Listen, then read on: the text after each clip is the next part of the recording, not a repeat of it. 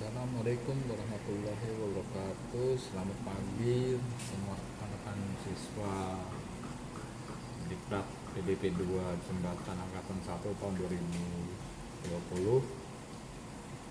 Selamat bertemu kembali dengan saya Susilo Daridi yang akan menyampaikan materi pembelajaran pada hari ini dengan judul materi adalah pemasangan bantalan dan rel. Pemasangan bantalan dan rel yang mana pada dasarnya adalah pekerjaan rutin yang ada di unit jalan rel, namun di unit jembatan sendiri masih tetap ada bantalan dan rel sebagai tumpuan untuk jalannya kereta api.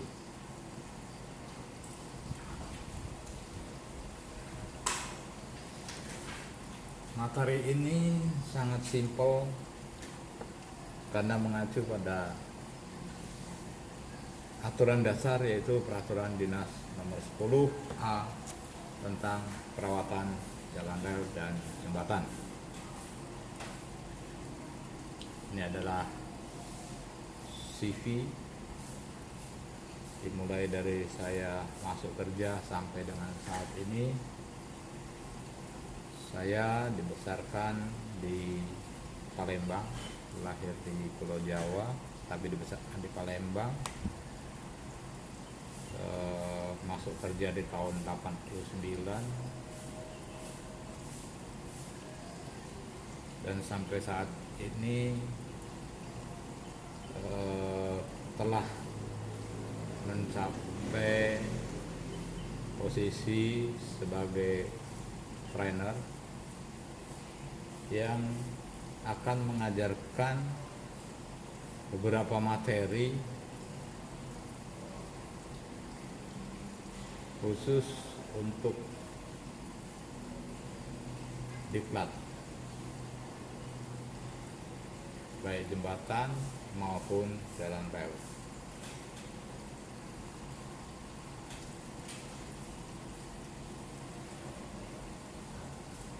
Rel adalah logam batang untuk landasan jalan kereta api ataupun kendaraan sejenis seperti tram dan sebagainya. Rel mengarahkan ataupun memandu kereta api tanpa memerlukan pengendalian. Rel merupakan dua batang logam kaku yang sama panjang, dipasang pada bantalan sebagai dasar landasan.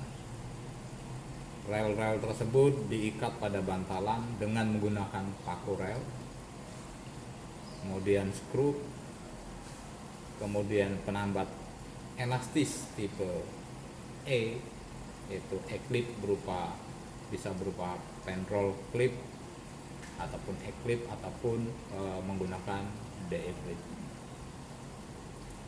Jenis penambat yang digunakan bergantung pada jenis bantalan yang digunakan.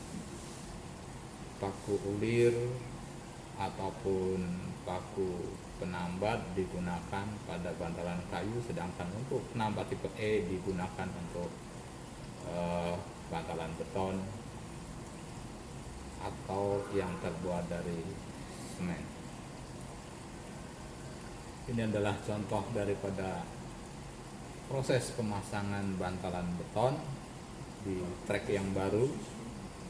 Pemasangan bantalan pada pembangunan jalan kereta api yang dipasang setelah dilakukannya penggelaran ataupun pengecaran balas sebagai dasar untuk meneruskan beban yang diterima oleh bantalan dari beban dinamis kereta api ataupun lokomotif yang akan lewat di konstruksi tersebut.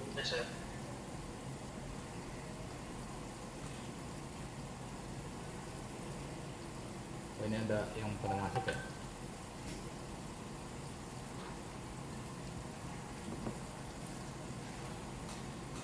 Rel biasanya dipasang di atas bantalan pada bidang jalan yang digunakan kereta api diisi dengan batu merica atau yang dikenal sebagai balas. Balas berfungsi untuk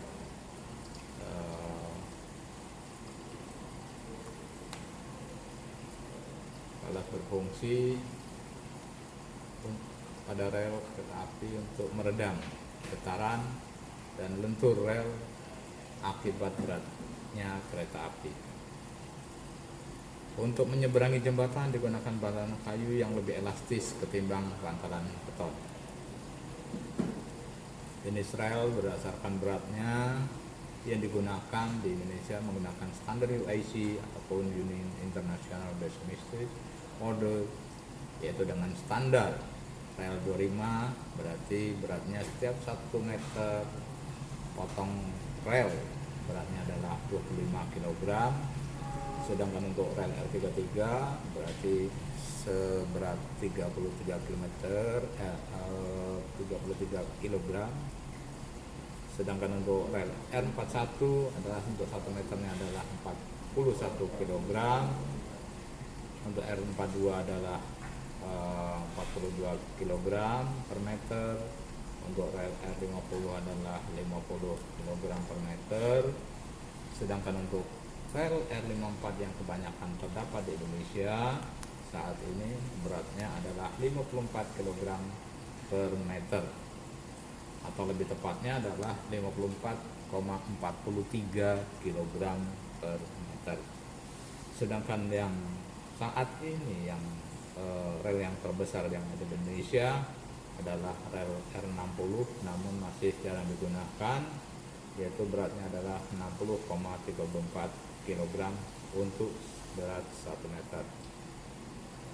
Ini contoh daripada pemasangan rel pada bantalan yang telah digelar pada trek yang baru,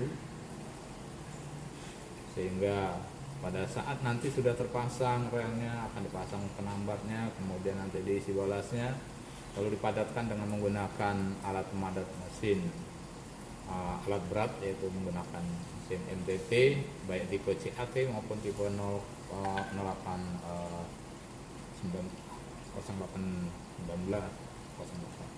ataupun 07 ataupun menggunakan CAT ataupun menggunakan CSM. Bergantung daripada di wilayah tersebut ada mesinnya. Kemudian lebar trek. Lebar trek yang dipakai di Indonesia saat ini umumnya adalah 1067. Namun sudah ada beberapa wilayah itu untuk di Subdivre 11 Aceh sudah menggunakan 1435, dan di LRT Jabodebek yang saat ini sedang dibangun itu juga menggunakan 1435. Cuma bedanya kalau di Aceh masih menggunakan balas. Sedangkan untuk di LRT Jabodebek sudah tidak menggunakan balas lagi, yaitu menggunakan sistem slab track. Perbandingan lebar trek, ada beberapa lebar jalan. Rel yang digunakan semakin lebar semakin stabil sehingga semakin tinggi kecepatan kereta apinya. Lebar jarak yang ada di seluruh dunia di dalam daftar di bawah ini. Ini adalah gambaran daripada pemantauan, kemudian ini ada proses daripada penyambungan rel. Rel karena alasan transportasi menuju lokasi biasanya dari pabrikan rel dipotong menjadi rel standar dengan panjang 25 meter. Untuk meningkatkan kenyamanan penggunaan kereta api yang berjalan di atas rel, maka rel tersebut harus disambung. Penyambungan dilakukan dengan cara pengelasan, yaitu dengan menggunakan las termit. Rel yang disambung dengan las termit adalah proses pengelasan di mana panas untuk menggabungkan termit welding, di mana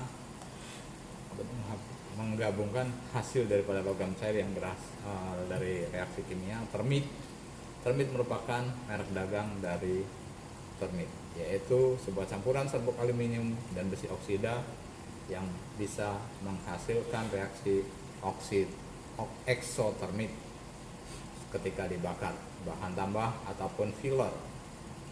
Pada pengelasan ini berupa logam cair. Logam cair tersebut dituang ke dalam sambungan yang telah dilengkapi dengan cetakan. Salah satu cara yang umum digunakan adalah dengan lastermit di lokasi sehingga menjadi rel yang panjang menerus. Pengelasan menggunakan lastermit dengan menggunakan bahan kimia senyawa besi yang ditempatkan di kedua rel, kemudian bahan tersebut direaksikan pada suhu sampai mencair bahan kimia tersebut yang menyambungkan rel tersebut. Sisa hasil reaksi kimia tersebut kemudian dipotong dan diratakan dengan rel dan diratakan dengan menggunakan gerinda MP12. Ini adalah proses pembakaran serbuk termit, serbuk aluminium dan oksida sebelum dituangkan ke dalam cetakan yang terbuat dari batu tahan api. Kemudian ada las kilatan listrik atau menggunakan mesin kasbat welding. Salah satu cara lain yang digunakan untuk mengelas rel kereta api adalah dengan cara las kilatan listrik atau dalam bahasa Inggris disebut dengan kasbat welding, yaitu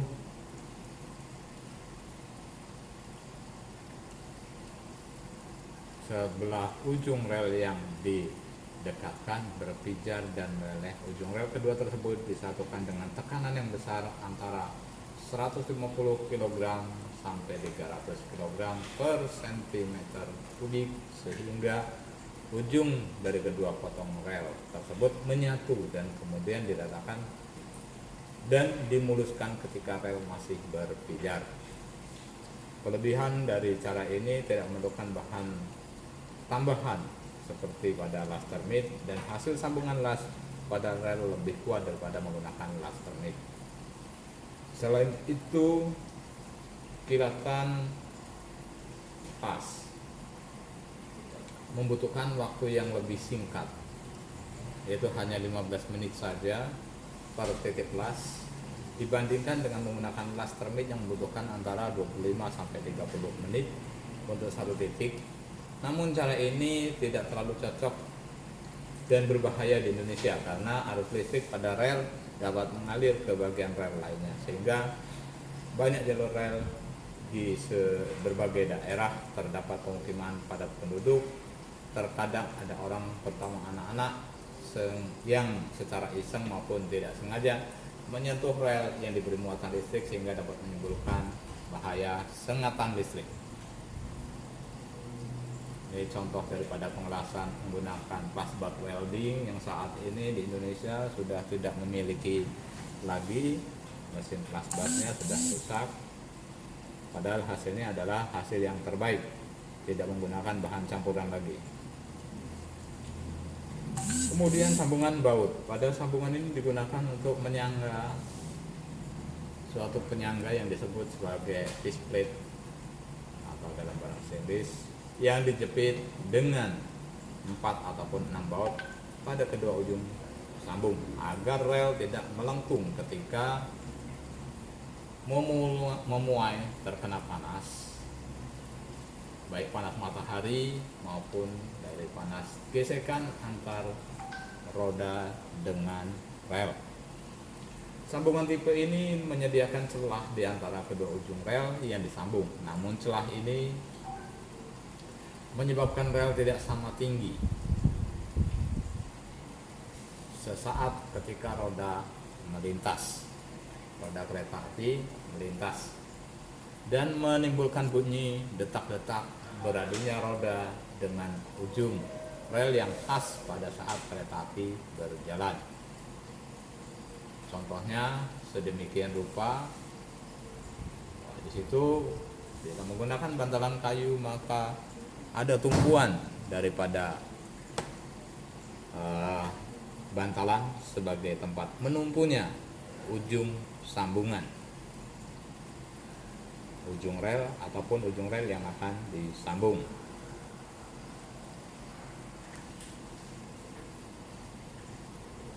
Dari materi ini kita dapat menarik suatu kesimpulan, jalan rel atau yang disebut dengan jalur kereta api adalah jalan baja yang secara khusus dibutuhkan untuk kendaraan yang berjalan menggunakan jalan khusus, baik kereta api,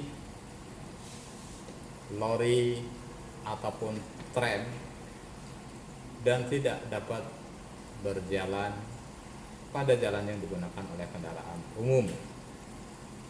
Pembuatan jalan baja dirancang secara khusus karena mempunyai elevasi yang harus diperhitungkan secara teliti.